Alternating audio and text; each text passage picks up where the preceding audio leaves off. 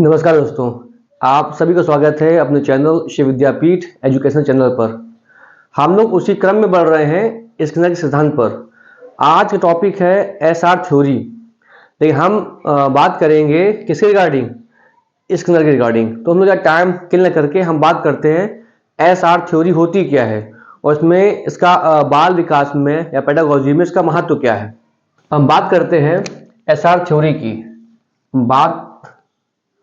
बात करेंगे SR theory की।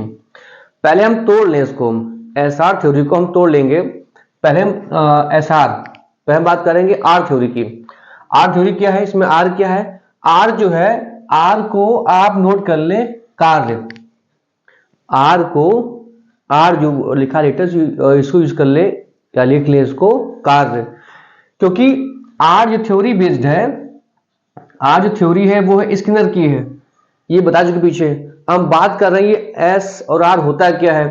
तो आर को आप कॉपी नोट कर ले कार्य। दूसरा कहीं कहीं लिखा हुआ है, कहीं कहीं क्या, हर जगह लिखा हुआ है, इसे कहते हैं रिएक्शन, प्रतिक्रिया। अच्छा, इसे कहीं कहीं पर यह भी लिखा हुआ है रिस्पॉन्स ऑपरेंट लिखा है। इसका मतलब यही है उत्तर देना, यानी कि उत्तर देने की प्रक्रिया। लेकिन इसमें इंपॉर्टेंट क्या है? इसमें इंपॉर्टेंट है स्वैच्छिक, अपने आप। आर थ्योरी का मतलब, आर का मतलब है, आर थ्योरी का मतलब है स्वैच्छिक कार्य, अपने द्वारा किया गया, खुद स्वयं किया गया, स्वैच्छिक। चूहे ने, और भाई स्किनर दो पे किया था, चूहे पे किया था, कबूतर पे किया था। तो चूहे और कबूतर ने स्वयं रिस्पॉन्स किया था, है ना? बात समझ में आई कि नहीं आई? लेकिन चूहे वाला ज्यादा फेमस हो गया। मनोविज्ञान में चूहे का प्रयोग बहुत ज्यादा फेमस हुआ है, इसलिए हम अधिकतर किताबों में हम चूहे का प्रयोग पढ़ते हैं, है कबूतर का प्रयोग भी। तो चूहे ने लीवर को टच किया और टच करते ही खाना प्याली पे आ गया। ये जैसे इसको मिला तो ये इसका रिस्पॉन्स था, ये इसका रिएक्शन था चूहे का।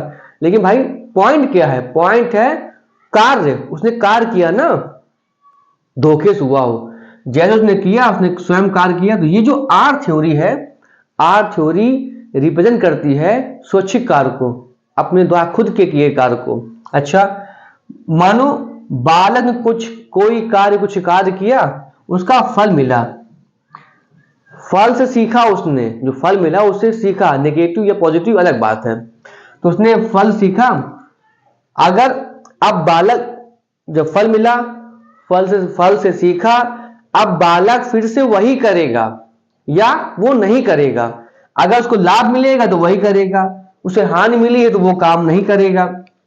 इसी थ्योरी से ही पुनर्बलन सिद्धांत का जन्म हुआ है। अब बात समझ में आई कि नहीं आई आपके?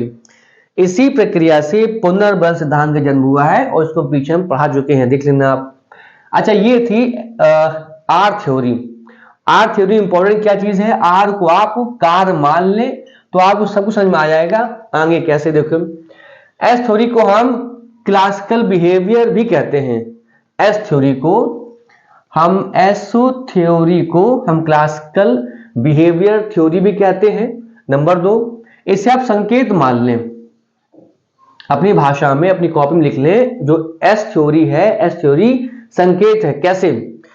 स्टिमुलस, इसे क्या कहते हैं हम लोग? स्टिमुलस कहते हैं। ये प्रोसेस है। क्या मतलब? संकेत पर प्रतिक्रिया करना। याद करो, अगर पता हो तो पावलाव ने कुत्ते पे किया था, घंटी बजाई थी खाने के लिए, भाई कुत्ता भूखा था, तो जैसे घंटी बजी वो समझ गया कुत्ता, उसके लार लगी, लार। तो मतलब है वो जो घंटी थी संकेत था। क्या था? घंटी संकेत थी। इसीलिए जो भी संकेत होगा, जितने भी प्रयोग किए गए होंगे, अगर संकेत पर है तो वो एस थ्योरी ही कहलाएगी। जैसे कुत्ते पे किया गया था, तो संकेत पर प्रतिक्रिया मतलब एस थ्योरी, या कार्य करना, संकेत पर कार्य करना। देखो, यहां संकेत था और यहां क्या था? स्वैच्छिक था, उसने खुद किया था। अंतर है कि नहीं अंतर है? जो पिंजरे में डाल दिए, चूहा चला गया। अब जो करना चूहे करना है। यहां घंटी बजाई गई, कुत्ते ने कोई रिएक्ट नहीं किया, वो घंटी सुन के रिएक्ट किया।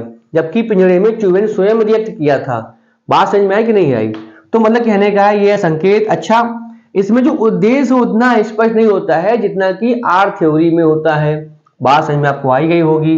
अच्छा, कैसे पावलाव, थॉर्नडाइक ये ऐसे हैं मनोवैज्ञानिक, इन्होंने अपने अपने सिद्धांत दिए हैं।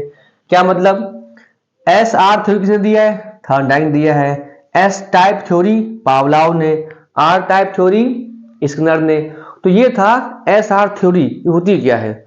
उम्मीद है आपको समझ में आई होगी।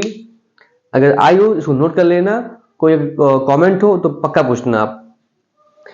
हम लोग कल एक नए टॉपिक से फिर मिलते हैं। ओके, जय हिंद।